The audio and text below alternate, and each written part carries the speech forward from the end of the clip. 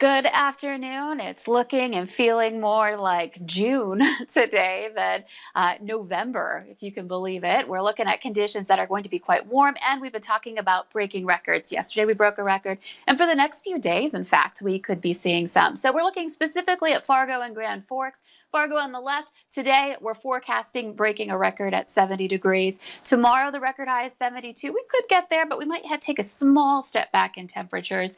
And for Grand Forks, we may tie that record as well for today of 73. Tomorrow, again, taking a little step back in temperatures, but overall we are looking at some really mild weather coming up here and potentially getting close to or setting some records. And again, we're looking at several communities under the threat for that. So let's take a look at our conditions here right now. We are into the 60s and 70s right now. We're at 64 degrees in Fargo. It's 70 in Grand Forks. Jamestown's also at 70. 77 in Sisseton at the moment. It's 72 in Bemidji and a cooler 55 in Foston. That is the cool pocket there.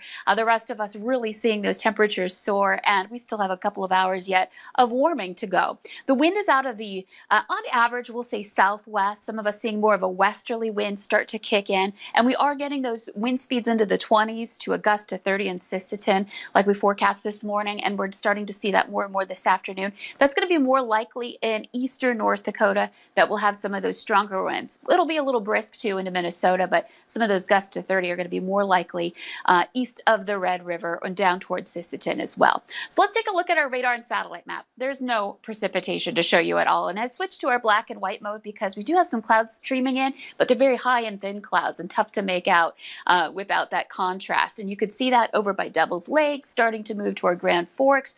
Overall, though, these clouds are not going to be a problem. They're not going to hamper our temperature rise the next couple of hours here.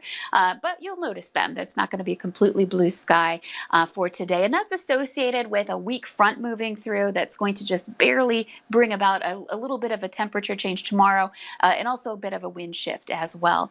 So I do want to head way south, all the way down to Central America, where we are looking at Tropical Storm Eta. You can see all the cloud cover associated with that. It's still centered over Central America right now. I'm going to switch to our tracking map here, and you can see it's getting ready to cross over the border from Nicaragua into Honduras. It has been dropping feet of rain in that area, just that area getting tortured by heavy amounts of rain. Still a tropical storm. Look what's going to happen with this one. The forecast track has it hanging a right and moving right back into the Caribbean and potentially threatening Florida by late weekend and into Monday morning. That is something to watch during this wild hurricane season.